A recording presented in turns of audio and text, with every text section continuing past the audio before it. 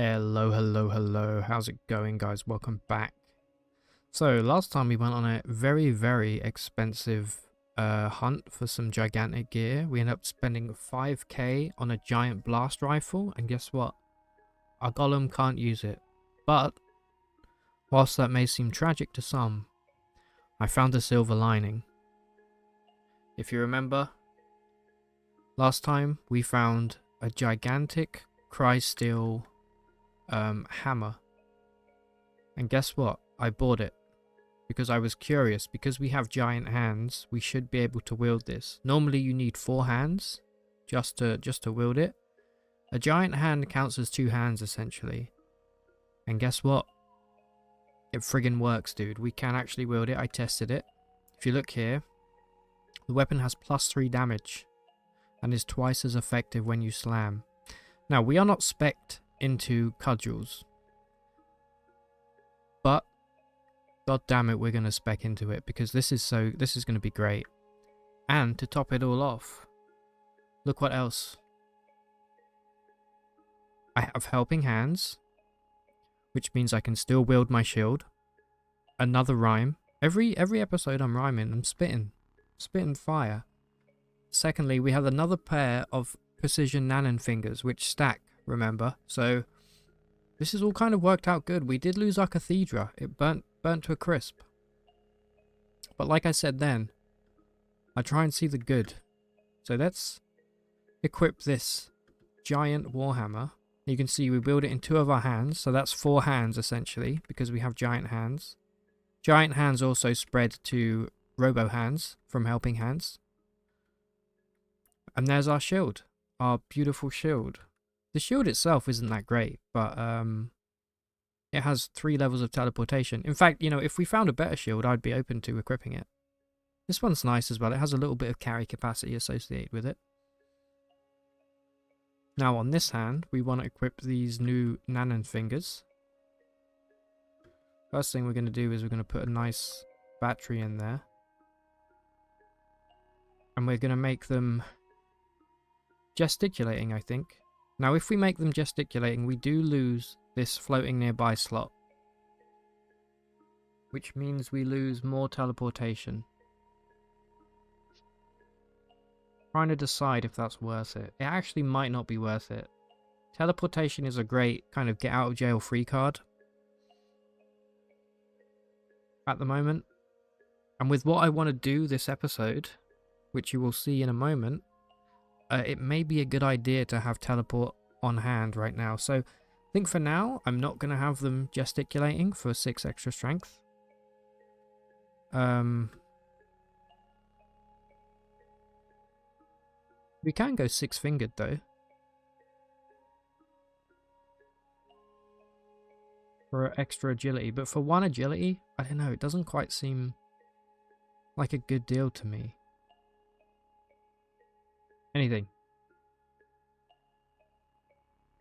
Okay. The first thing I want to do here now is modify our giant warhammer. We are definitely going to go masterwork for double crits. We could go counterweighted. But if I'm being honest, I kind of want to go electrified and then save our final slot for serrated if we can find it. Now, I think you can put serrated on cudgels, I think. If we could do that, it means there's a chance that we can dismember still. I'm still looking for serrated. I haven't found it yet on this playthrough. Haven't seen it. Man, it would be nice. So why don't we electrify this?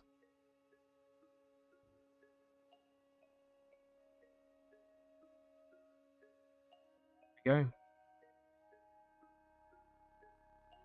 We put a lovely chem cell. I'm gonna cook up another radio powered antimatter cell here.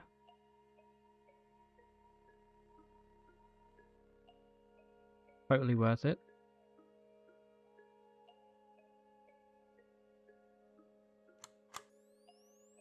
Okay, and we're ready to roll. This thing's gonna hit so hard. 10% chance for crit, which is actually higher with our Nanan fingers, so kind of want to go give this thing a whirl. Also, before we leave, I'm going to keep my halberd on me for now. We're going to grab what we can from the cudgel tree. Pretty cheap tree to buy into. And honestly, as long as you have bludgeon, you're good. Bludgeon means that there's a 50% chance to daze your opponent. And if we get 2 dazes, that equals a stun. So we can try and stun lock people, which is incredible. And then later on we can get slam and conk. Conk is really funny. Slam is also great. Also backswing. Let's not overlook this. Look, whenever you make a cudgel attack, there's a 25% chance you make an additional free attack. Crazy. Why don't we go try the cudgel out? We'll take our boy with us. Should I give this guy a name? We can name him. If anybody has a good name, please let me know. Okay, what do we have here? Right. Okay, we'll try not to kill everything before I get a chance, please. This is just a test. You will see momentarily. You can kill that guy. You will see momentarily what I plan on doing today. Oh. Well, I hit for 99 damage. I missed it. But, yeah. He's dead. What the hell is happening up here? Someone's got a blast cannon. Who? To whom? Why don't we try it on this memory eater? God damn it, we missed. Dazed.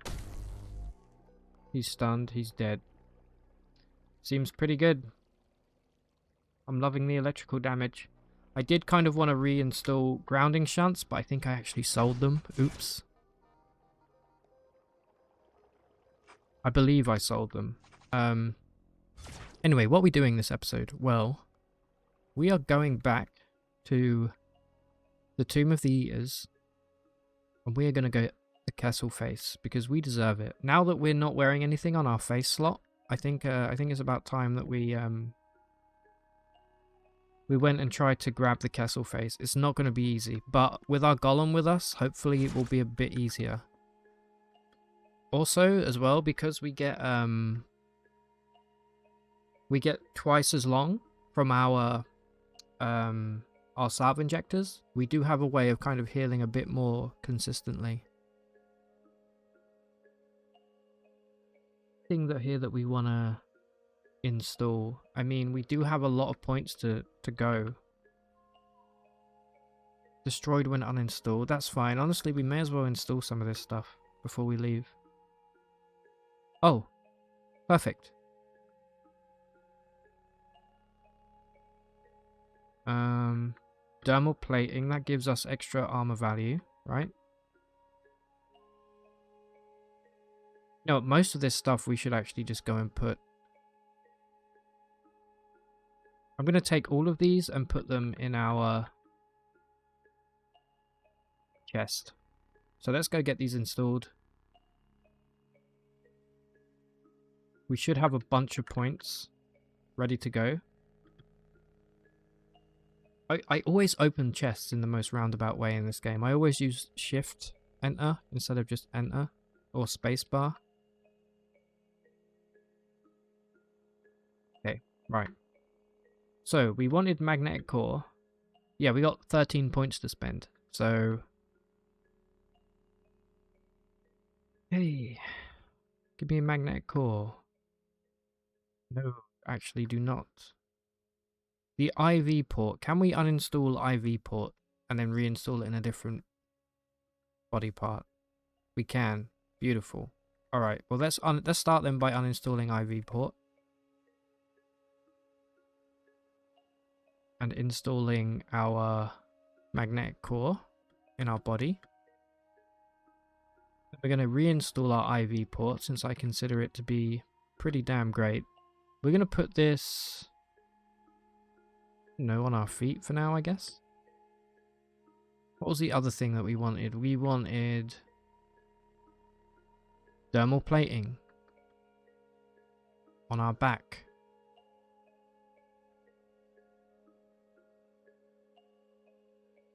High grade thermal insulation.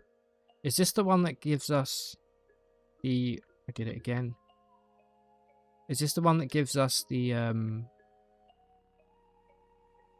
resistances? It is. Not really that fast on that one then. Stabilizer arm locks. Alright, well look, we have another floating nearby slot now. We have 3 of them, which means let's put this here, and then we can totally install gesticulating on these gloves now, which should take us up to 45 strength. Let's see if that works. I think we're going to need another number 8-bit. Yeah, we are. I think we go for it. We're going to be hitting so hard. Let's tear apart one of these antimatter cells. That's fine.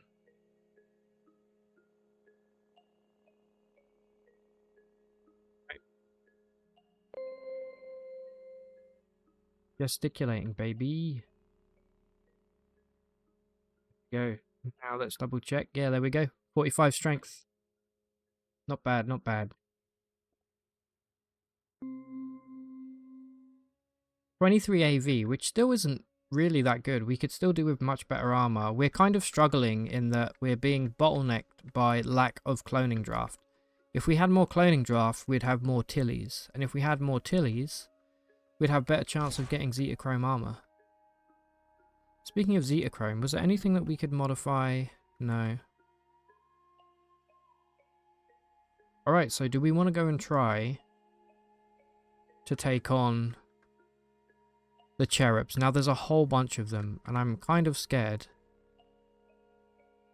because they do hit real hard, but I think now is a perfectly acceptable. I will learn how to speak. Sorry, it's really late at the moment. Perfectly acceptable time to try this. Okay.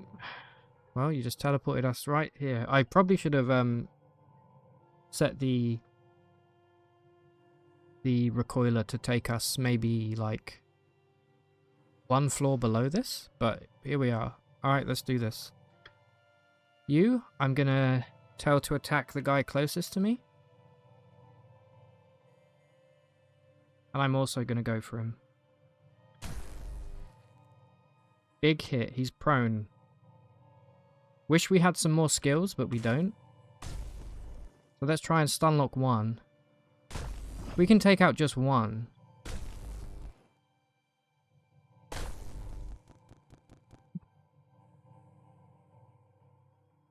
Well, there you go, boys and girls. We did mess him up pretty bad.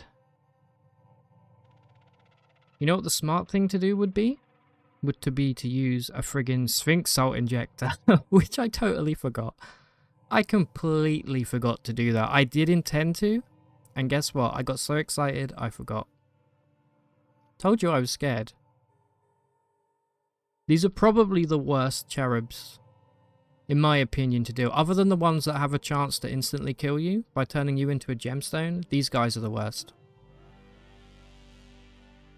Got some cool music, though.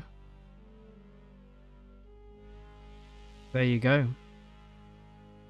Probably should have preemptively popped a salve injector as well. That would have been a smart play. But you know what? Every time you learn something new. And you know what I learned in this playthrough? I learned that I really like playing as Truekin. I never used to. I used to always go for a mutant, but Truekin can actually be pretty fun. They're incredibly powerful. But as usual, I did push my luck quite a bit. Our golem probably should have tanked a little bit. That would have been maybe a better play. There you go. If you enjoyed this playthrough, please let me know. There will be plenty more Caves of Cud playthroughs to come. Next time we're going to be running a mutant for sure. Mix it up a little bit.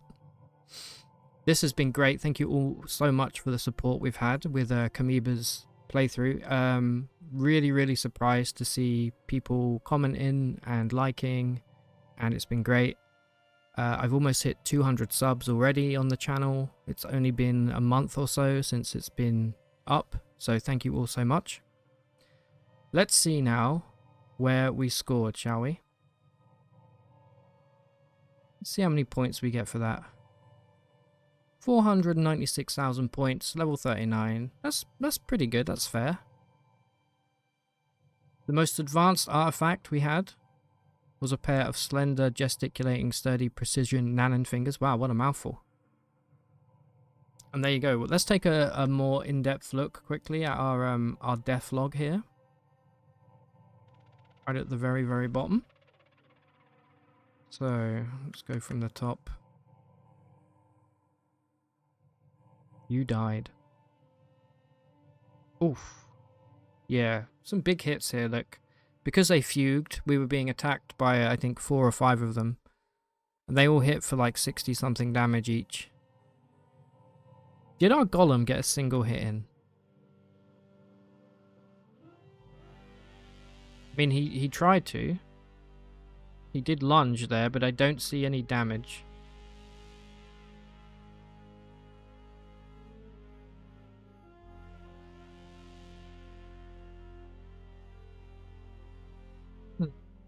I don't think our golem did anything.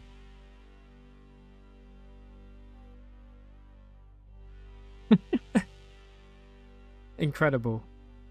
Well, if you are new to COD, this is how the game ends. You know, oftentimes it can feel a little bit bittersweet, if not completely infuriating. I personally don't let it get to me. I find dying is fun in that it just means that you can start a new playthrough, right?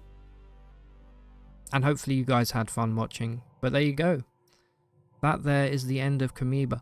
Ultimately, undone by their greed, their hubris, their need for Kesselface. There we have it. I'm going to end here. Thank you guys so much for watching. I really appreciate it. And I will see you for Season 2 of Caves of Cud.